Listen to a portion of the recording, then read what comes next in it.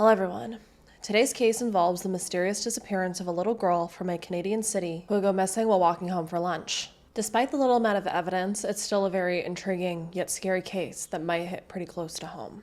Tania Murrell was born on June 20th of 1976 to parents Jack and Vivian in Edmonton, Alberta.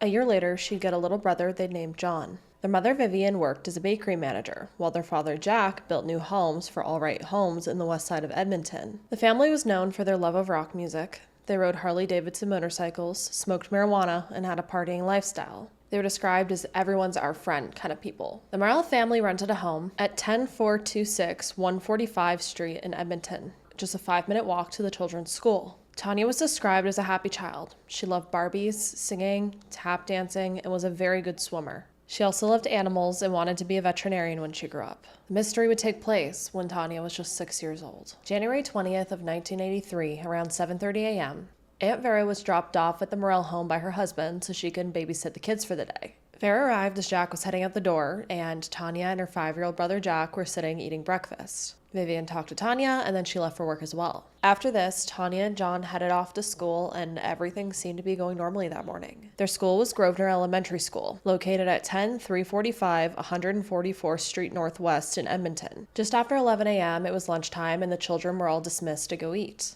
Tania's classmates would later tell police that she exited her first grade classroom as she always did. Tania's routine was that she would always leave her classroom, go wait for her little brother at his kindergarten classroom, and then the two would walk together the block and a half to their home so that they could go eat lunch there. However, that day, little John was left standing outside of his kindergarten classroom alone.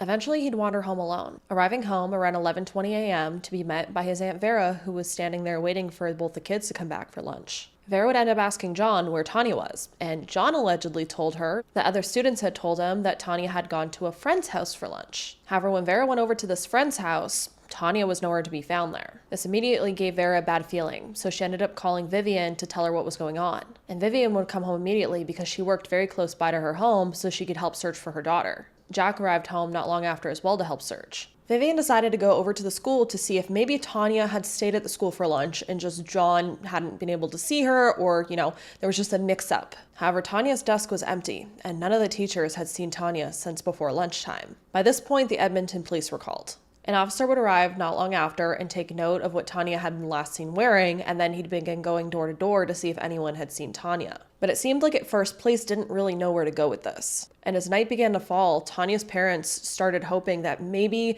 Tania had decided to go sleep over at a friend's house and just hadn't told anyone, and that by the morning she would turn up back at school. Anything but the dark reality that their daughter might be missing and something bad may have happened to her, which I'm sure no parent wants to go there immediately to the worst case scenario.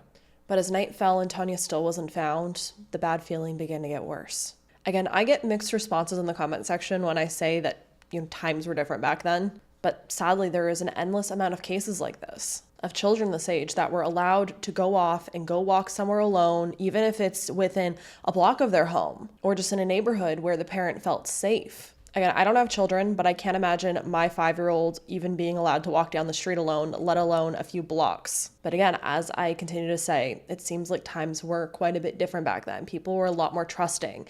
People didn't understand the dangers as we do nowadays because we all learned from those cases and we now continue to talk about them. And honestly, it's a miracle that little John didn't get snatched up as well as he was walking home alone. There was ample opportunity for this little kindergartner to have gotten snatched as well. But I think something interesting to note is that Tania was meant to walk home with her brother. It was the routine she did every single school day, which to me kind of indicates more so that she was kidnapped from the school or from around the school's area, possibly as she was waiting for him to get out of class to meet up with her. To me, it doesn't make sense that she would leave him at the school when the routine was always to walk with him home. So why would she leave the school that day for some reason to walk alone, and then she was kidnapped on the walk home? Most articles kind of theorize and say that it's most likely she was kidnapped while walking home, but that means she would have broke her routine, which I think is interesting to talk about. What was different that day if she did decide to go and walk without John home? After this, a massive citywide search would commence. Police would come out to say that they believed Tania had left out of the school's east doors at approximately 11:10 a.m. and didn't wait for her brother's class to break for lunch. Tania's story made the news across Canada and as far as the US. Her case was headlined for weeks. Hundreds of officers, neighbors, friends, relatives all aided in the searches. The ground search for Tania was the biggest at that point that Edmonton had ever done. Hundreds of city blocks were searched, both alleyways to ravines, both by foot and by vehicle. Despite how massive of a search was conducted looking for Tania,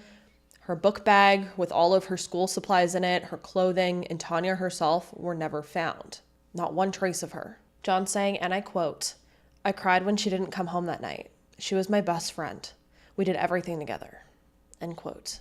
Tania's parents campaigned tirelessly trying to find their daughter. But it was said that they still spent time trying to focus on John as well, which is something that's very important because there is still a surviving child here that still needs attention and to feel cared for and not neglected. John saying that following his sister's disappearance, his mom and dad were almost too lenient with him and that he wasn't punished for anything he did. Vivian would tell the Edmonton Sun in June of 1983, and I quote, "He's adjusting well, but John still sleeps in a sleeping bag on the living room floor every night. He doesn't like going into the bedroom." End quote. That bedroom being the room he actually shared with Tania. Despite that, Aunt Vera actually has a different outlook on how the Murrells handled Tania's disappearance, saying, and I quote, "John got no help. Everything was Tania all those years. John and his sister were very close. That messed him right up." End quote. Yet despite all the searches, as I said, no trace of Tania was ever found. The police would eventually say that they believed Tania had been slain, although I don't know what evidence they do have that led them to believe that. That has never been disclosed. I don't know if it's just the fact that she was never found, which is always a bad sign, especially when a child goes missing. If they're not found within the first 48 hours, the chance of them finding her alive is very slim, but it's also a very definite thing to say, that they believed she was slain. In 1984, Vivian would give birth to a little girl they would name Alicia, and the four would eventually move 900 kilometers away to Kelowna, British Columbia. The memories of their daughter's kidnapping and likely murder was too overwhelming for them in Edmonton at this point. John said his teen years were fairly normal. He smoked some weed, he said he passed high school, but by the late 90s, both of his parents were experiencing health issues and they would eventually separate. After this, John said he began to hang out with a bad crowd. He eventually began to sell drugs and developed a cocaine addiction. Over the next 12 years, John racked up more than 30 convictions and was in prison more times than he could remember. In 2005, their father Jack would die, and just 6 years later, in 2011, their mother Vivian would also pass away. Both died due to health problems. But the death of both of his parents made John spiral even more. In 2012, John would be arrested in Revelstoke, British Columbia, after a police officer attempted a traffic stop for him driving under the influence. But John refused to pull over and instead decided to hit the officer with his vehicle, breaking the officer's shoulder. And this would lead him again back in prison, but this was for the final time. This final incident seemed to be John's rock bottom. And after this, he decided to attempt to turn his life around. Once he got out of prison, he moved back to Edmonton. He wanted to get away from his criminal friends back in British Columbia. An old friend in Edmonton ended up offering him a job as a flooring contractor. And so he ended up getting a job in Edmonton. He was trying to get sober. Tania's sister Alicia, who she never got to meet, eventually started a family and moved to Ontario. And after straightening his life out, John would reconnect with his little sister as well. However, only a month after John had moved to Edmonton to start his life over, he'd be found dead in his room at a halfway house apartment he shared with other parolees near 119 Avenue and 101 Street. His cause of death is said to be unknown. His Aunt Vera saying, and I quote, "I can't believe this. This is such a tragedy. We were so looking forward to getting together with John." End quote. His sister Alicia saying, and I quote, "I'm in shock. I've buried my family." End quote. Tania's entire immediate family is now gone, besides her Aunt Vera, obviously, and her sister Alicia, and they've all passed away without answers. Alicia is said to have grown up to become a nurse, and she has 2 children of her own, who she says she uses her sister's disappearance as a learning tool, and said that it's definitely affected how she parents her own children. She's made sure to tell them to watch out for strangers, and she's explained to them what happened to their Aunt Tania and how unsafe the world can be at times. So now that we have a rundown of what has happened over the years, let's talk about the suspect that police have and some of the leads that they've had over the years. Police would later identify a family friend known as Uncle L as their only person of interest. Uncle L was described as an alcoholic in his 30s that would often spend time at the Murrell home. It's also alleged that Uncle L would take both Tania and John on camping trips, all alone. And a poem would later be discovered that he'd written that described a love that could not happen. There's also claims that Uncle L was violent, one story being that he allegedly smashed a beer bottle into a man's face while they were playing cards. There's also another story where he turned off the ignition of the Murrell's family station wagon, resulting in the car crashing into a ditch. Before John's death, he told the Edmonton Sun, and I quote, "I would like to talk to Uncle L and ask him if he knows what happened to Tania. He was close to us. He was good to Tania and myself, but my mom said after Tania's disappearance that Uncle L was weird sometimes and that he probably did it." End quote. Not only was he close to the family, but it's also said that Uncle L was working outside the morning that Tania vanished, and he did not have a solid alibi. Uncle L's polygraph test was also inconclusive, which take that how you will, because I know some people don't believe in them. But he was also said to be interrogated for 11 hours, where he allegedly said, and I quote, "Fuck you, you ain't got no body." End quote. Well, Uncle L is also said to have made quite a few strange comments, and police also thought he made some odd choices in his behavior. On top of that, only a few months after Tania's disappearance, Uncle L and his wife would pack up and move all the way across the country to Ontario. There's also rumors that he ended up having a daughter that he named Tania, but then I've also seen that he is apparently died possibly now, and that neither of his daughters were listed in his obituary as Tania, so take that one as rumor. Detective Howie and Tania from the Edmonton Police's Historical Homicide Division ended up taking over Tania's case in the early 2010s and was also frustrated over how Tania's case hasn't been solved, saying, and I quote, "I would love nothing better than to solve this case before I retire. It has been so long. My gut feeling is that she's not alive. I believe she was murdered and her body disposed of shortly after she disappeared, probably in a dumpster."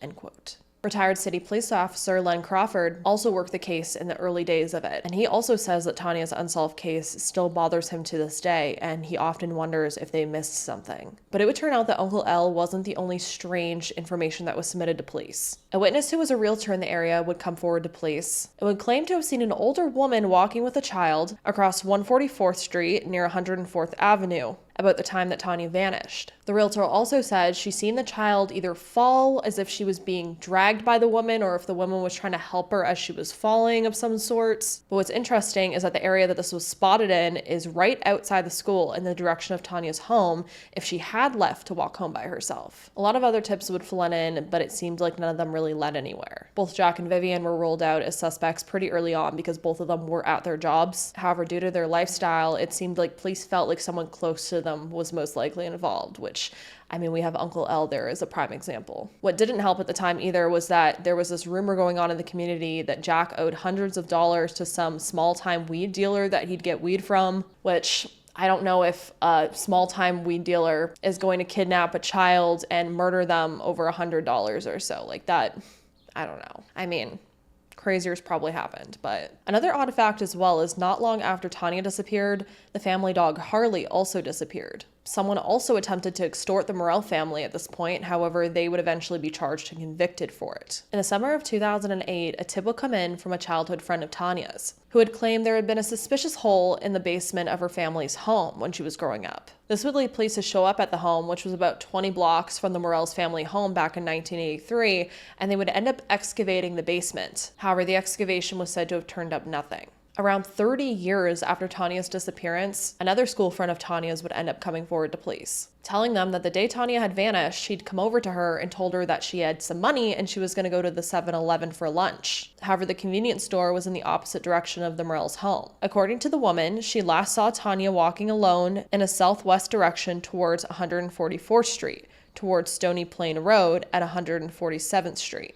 She recently returned to the school for the first time in 30 years to retrace the 2.5-block route Tania was supposed to walk that day. No. It's too painful for me, even today. And why are you doing this? For my sister Vivian, because I told her I would keep Tania's name alive, that they know something will come forward and help us. I don't know if anybody knows anything. Just please speak up. That's all we ask. Yeah. I can put her to rest for my sister and her husband. Brandy Jo Awashko, a childhood friend of Tania's, had an emotional return to the school. What I remember about Tania is that she was very fun and playful. I mean, we were 6. It haunts me. I would love for there to be closure. One day the truth will come out and we'll know what happened to Tania. and I hope and pray that that day will come soon. So we do have a few theories here then. Uncle L, in my opinion, seems like the most likely suspect though, as it has been for police. There's just too many strange coincidences with this connection. Why would this grown man allegedly be taking two little kids camping alone? That's a big red flag to me, and it makes me wonder if there's a possibility that Tania was secretly being abused by him. Police also have said that he wrote a strange poem about an inappropriate love and made some comments as well in it about how he may know what have happened to Tania. On top of that, he made that strange comment to police about how they couldn't do anything to him basically because they didn't have a body. Like, why would you say that, especially about your really close friend's child that's missing, that you apparently care about like your own daughter, that you take camping and stuff? That's a super, super odd thing to say in my opinion. All around, this guy just seems pretty strange. Then we allegedly have that sighting from the realtor where she's seen a woman leading Tania away from the school. It makes me wonder what the description of this woman may have been. Did she match Uncle L's wife's description? Did his wife have an alibi as well? And then we also have classmates who are saying that Tania had money that day and was going to go to 7-Eleven, but that makes me wonder who ended up giving her that money. Was it just allowance money that her parents gave her for doing some chores, or was it from something else? Because we often do see that abusers will bribe children with gifts and money to try to keep them quiet, to try to keep them from talking, or even just to make the child feel like they could be trusted. So it makes me wonder if Uncle L gave her this money. Again, we don't have much information, so that's just my opinion and just me theorizing off what we do have. But it does make me wonder, where'd she get this money? Why didn't these people come forward sooner? On top of that, why did they wait 30 years to say something to police? Just overall, this case is it's very strange, especially since there's literally no evidence. She was just there 1 second and she was gone the next, which does make me think that someone picked her up maybe in a vehicle or something. They could have just snatched her off the side of the road and there would be no evidence of her ever being anywhere. Again, sadly, with such little evidence, this is probably why Tania's case isn't solved and why we do have police officers saying they wonder if they've missed something. Clearly, someone went to a great effort to hide what they did to this little girl. There's always a possibility that she is out there somewhere. She was raised by another family.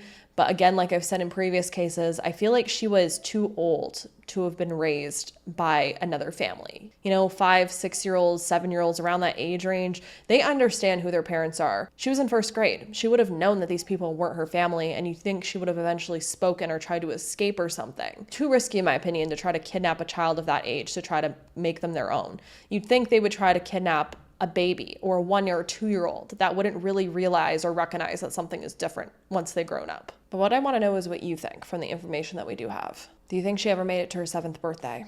Or do you think, as most of these sick freaks do, they took her, did what they wanted to do to her, and then they disposed of her? Whoever did all of this got very, very lucky that they have not been caught. But what's even scarier about that is that that person could still be walking our streets. And they could have done this to many, many other children, which is just sickening. Let's take one more good look at Tania just in case, so that maybe someone out there knows something and still hasn't come forward, or maybe, again, there is a chance that Tania may be out there. Tania was last seen wearing a black Harley-Davidson t-shirt, a blue and white winter coat with fur trim around the collar, high brown boots, and white bikini panties. She has pierced ears and a quarter-size birthmark on her right temple. She stood at 3 foot 2 inches and weighed approximately 45 pounds. She had sandy blonde to light brown hair, and her eyes were said to have either been brown or hazel. An age progression photo of Tania has also been made to depict how she would look around 30 years old, although if she is still alive, she would be turning 48 this month actually as I'm filming this video. I think that birthmark is a good thing to look out for if Tania is somehow still out there somewhere. Quarter-size birthmark on her right temple. Birthmarks normally don't go away. I have one on my neck here that everyone thinks is a hickey. Always has been there and always will be. So things like that are good to look out for. I'll be in the comment section chatting with you all about this case. Did you live in Edmonton when this happened? Do you have insider information that I didn't talk about today, or any information that I just didn't find? Let's have a conversation down below, and I really would like to know how you feel about this case. And my heart goes out to Alicia. I truly, truly hope that she could eventually get answers that the rest of her family did not get. And I do hope that us talking about this video, sharing the story out, will hopefully bring some answers in the future. As always, I hope you'll stay safe out there, lock your windows and doors, and I hope to see you in the next video.